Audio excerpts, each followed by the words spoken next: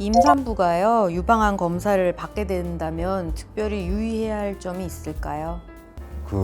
저 방사선량이 많은 검사를 좀 피하셔야 됩니다. 그리고 MRI는 누워서 찍는 경우도 있는데요. 엎드려서 찍는 게 보통입니다. 그러니까 뭐 아시다시피 5개월만 되면 자궁이 배꼽까지 올라오는데 그때 엎드려서 한 30분, 이거 쉽지 않은 일이거든요. 그러니 그런저런 것들을 좀 따져서 검사를 하시는 게 나을 것 같고, 일단은 만약에 이제 내가 유방암에 걸려서 검진을 받고 있는데 내가 유방암에 걸리지 않았다면 굳이 뭐 가서 CT를 찍거나 엑스레이를 찍으실 이유도 없을 것 같고, 혹시나 내가 유방암에 걸려서 검진을 받고 있는데 일주일 전에 내가 남편이랑 잠자리를 같이 했는데 왠지 태몽을 꾼 것 같은 느낌이 들고, 이러면 임신 검사를 해보셔야 되겠죠. 근데 만약에 정말 태몽이었네? 그러면 그 검사를, 방사선이 들어가는 검사는 좀 취소하시고, 아까 왜 뼈 스캔이라고 하는 폐기학과에서 하는 검사, 그런 것도 좀 취소하시고 의사 선생님과 상담을 하셔서 별다른 증상이 없다면 그때는 힘든 검사는 건너뛰시는 게 저는 낫지 않을까 싶습니다.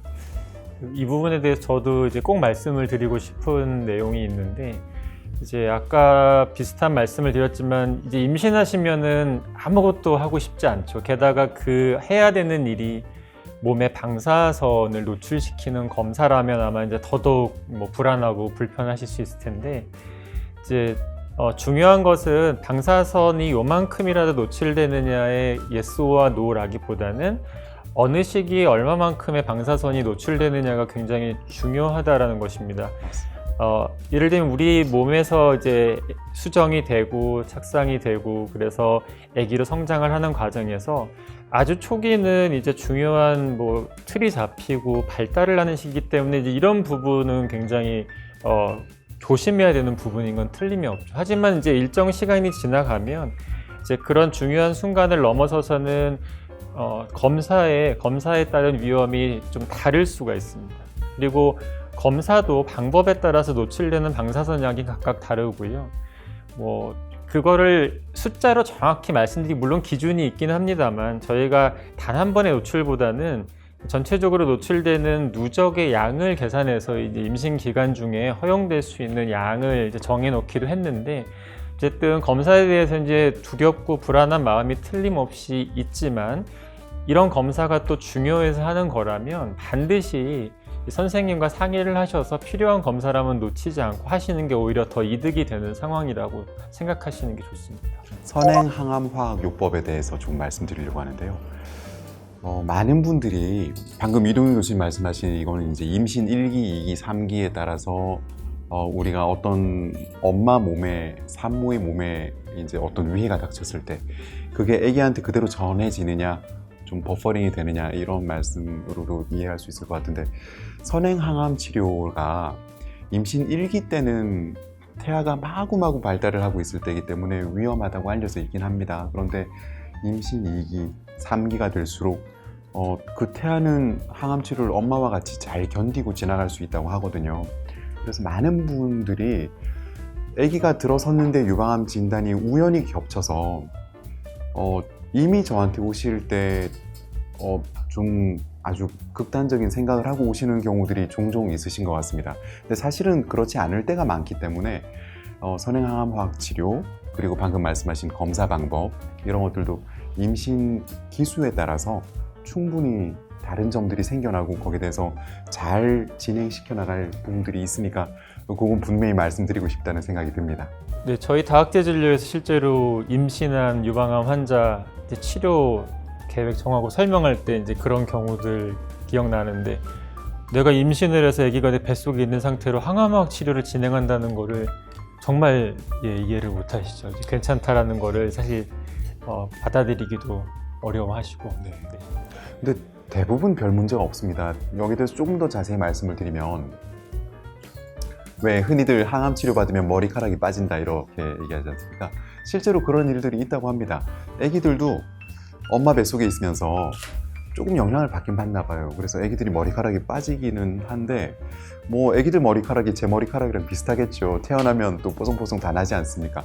그래서 약간의 저체중으로 태어나는 경향이 좀 있는 것 같고, 그렇지만 임신 1기를 거치면서 이미 눈, 코, 입, 손가락, 발가락 다 생겨 있는 상태이기 때문에 임신 2기부터는 엄마랑 같이 항암 치료를 받는다고 해도, 게다가 태반을 통해서 항암 치료제가 마구마구 넘어가는 거를 이게 태반이 잘 막아주기도 하고 그렇기 때문에 아이들은 실제로 잘 견디고 잘 태어난다고 합니다. 그러니까 임신성 유방암이라고 해도 내가 임신을 하고 있는데 항암 치료를 받게 되어서 이 아기는 나랑 헤어져야 되겠구나, 이런 생각부터 하실 필요는 절대로 없습니다. 그러면 유방암 환자가 출산을 하게 되면요, 수유는 어떻게 하나요? 수유는 사실 이렇게 생각하실 수 있습니다. 예를 들어 무슨 일이 있어서 내가 이쪽 가슴을 잃어버렸다고 칩시다. 그런데 잃어버린 건 한쪽 가슴이지 나머지 한쪽 가슴은 멀쩡하잖아요. 그래서 심지어 그런 경우에도 전혀 문제 없이 수유하실 수 있습니다. 그리고 보통 부분 수술을 받으면 방사선 치료를 받게 되는데요. 방사선 치료는 수술 한쪽 가슴에만 하지 반대쪽에 하는 게 아니기 때문에 이런 경우에도 반대쪽 가슴으로 전물링은 충분히 가능하고요. 그리고 방사선 치료를 받으면 보통 젖이 잘 만들어지지 않는다고 하시더라고요. 근데 경우에 따라서 만들어지는 경우도 있습니다. 그럴 때는 차별하지 말고 같이 물리시면 됩니다. 그리고 이제 요새는 선생님들이 워낙 수술을 잘 해주셔서 이제 그 보존 수술, 부분 절제를 많이 하니까, 물론 이제 수술을 하고 얼마나 그게 이제 우리 그 젖꼭지에 가깝고 수술의 상처가 어떻게 낫는지가 중요한 요인이긴 하지만, 사실 방사선 치료를 해서 양이 적더라도 수술한 쪽 가슴조차도 수유를 하시는데 이용을 할 수가 있고요. 하지만 이제 나온 논문들을 보면 이제 그렇게 의사들이 얘기를 하더라도 아무래도 이제 치료를 받은 쪽으로 수유를 하는 거는 이제 꺼려 하신다라는 게 이제 결과로 나와 있고, 여기에서 이제 또 한 가지 좀 생각해 볼 수 있는 거는, 보통 이제 우리가 일반적인 상황이라면 양쪽 유방을 번갈아서 수유를 하는데, 이제 한쪽 유방으로 수유를 했을 때 이게 아기에게 필요한 충분한 모유양이 나오지 않거나 뭔가 부족하고 문제가 있을까 이제 걱정들을 하는데, 이제 그렇지 않다라는 그런 연구 결과들이 있어서 수유가 가능도 하고 하실 수 있고 또 잘 하실 수 있다라고 말씀을 드릴 수 있을 것 같습니다. 아기한테 젖을 물리다가 유방암이 있었네? 라고 발견을 하고 오시는 경우에 이런 일이 종종 벌어집니다. 어떤 뜻이냐면, 내가 멀쩡한 젖인 줄 알고 물리고 있었는데 알고 봤더니 유방암에 걸린 유방에서 젖을 물리고 있었네, 이렇게 걱정들을 하시는 거죠. 그래서 우리 아기 유방암이 저 뱃속에 생기면 어떡하나 잔뜩 걱정들을 하시던데, 전혀 그런 생각 하실 필요가 없습니다. 우리 아기는 멀쩡하게 잘 태어났기 때문에 엄마가 유방암 세포를 아무리 집어먹여도 위산이 걔를 그냥 영양소로 잘 바꿔버리니까 걱정 절대로 안 하셔도 되겠습니다. 혹시 교수님 기억에 남는 환자가 있으세요? 네, 몇 분 있습니다. 사실 한두 분이 아닌데요. 그 중에 한 분은 둘째 아기를 가지셨을 때 유방암으로 진단을 받으셨어요. 그래서 둘째 아기를 가진 상태로 저한테 오셨고, 주위에서 아기를 가질 수 있겠느냐, 계속 유지를 임신을 할 수 있겠느냐, 그런 얘기를 듣고는 저한테 오셨을 때이기 때문에 제가 지지를 해드리고 했을 때 참 감사해 하셨습니다. 그래서 무사히 아기를 제왕절개로 잘 낳으셨어요. 근데 이분이 자식 욕심이 좀 있으셨던가 봐요. 이 놀바덱스를 드시는 분이었거든요. 타목시펜이라는 약이죠. 약을 먹고 있는데, 여러분들 다 아시겠지만 감기약을 먹었다가 아기가 생겼다 그래도 고민이 되는 판에, 이 유방암에 대한 약을 꾸준히 먹고 있던 차에 어느 순간 왜 자꾸 배가 불러오지? 하고 봤더니 셋째가 거기에 들어있는 거였습니다. 그래서 그 삼성서울병원 이제 산과 교수님하고 또 의논을 했죠. 그 산과 교수님 말씀이, 이 환자분과 심층 면담을 해보시더니, 그래, 그러면 그냥 낳자. 그러셔가지고 셋째를 그냥 낳았습니다. 멀쩡히 잘 태어나가지고 제가 굉장히 다행스럽게 생각했는데요. 그런 용감하신 분도 계셨습니다. 또 한 분 생각나는 분도 있는데, 이분은 이 아기가 그분의 첫째 임신한 아기였어요. 근데 이분은 이 아기를 정말 갖고 싶어 했습니다. 그래서 선행항암 치료를 쭉 받으셨어요. 조금 기다려서 임신 2기가 되는 걸 기다려서 임신 2기가 된 다음에 선행항암 치료를 꾸준히 받으셨고 아기를 잘 낳으셨죠. 그래서 아기가 돌 때, 두 돌 때, 5살이 됐을 때 저한테 데리고 오셔서 이렇게 안아보고 그랬었습니다. 하는 일 중에 이제 임신을 꿈꾸고 임신을 하시는 분들을 돕는 역할을 합니다. 가입력 보존이라는 게 이제 그런 분야라고 말씀을 드렸는데, 말씀드리고 싶으면 꿈을 꾸십시오. 네. 제가 외래에서 말씀드리고 또 외과 선생님, 내과 선생님이 말씀하셔도 아니야, 나는 못할 거야, 안 될 거야, 문제가 있어라고 먼저 이제 물러나시고 두려워하시는 경우가 많은데, 가능하다면 병원의 선생님들을 믿으시고 같이 나아가다 보면 꿈을 이루실 수 있습니다. 네, 꿈이 아닙니다.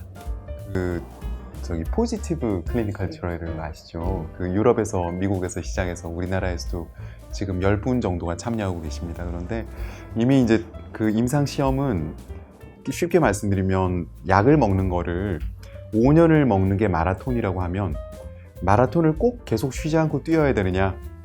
한 2년 약 먹고 한 2년 쉬면서 그 사이에 아기도 하나 얼른 낳고 그리고 나중에 3년 더 먹어서 5년 채우자.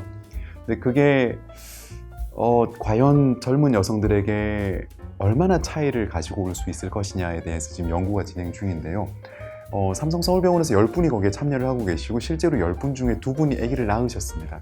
아기를 순산하셨고 지금 현재 2분이 임신을 해서 계속 아기를 키우고 계시는데 내년 1월, 2월쯤이면 출산 예정이신 걸로 알고 있어요. 꿈을 키우실 수 있습니다. 두 분 교수님 오늘 참 유익한 정보 알려주시고 감사합니다.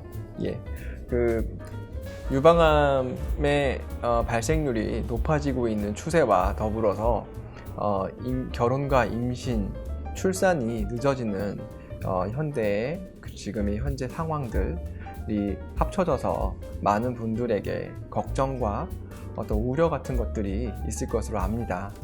하지만 오늘 두 분 교수님께서 말씀하신 바와 같이 어떤 상황에서도 희망을 잃지 않고 주치의 선생님들과 함께 다학제적인 접근을 한다면 얼마든지 좋은 결과를 얻을 수가 있으니까요. 희망을 놓치지 않길 바랍니다. 네, 저희는 다음 시간에도 정확하고 도움이 되는 정보, 희망이 되는 이야기를 가지고 찾아오겠습니다. 감사합니다.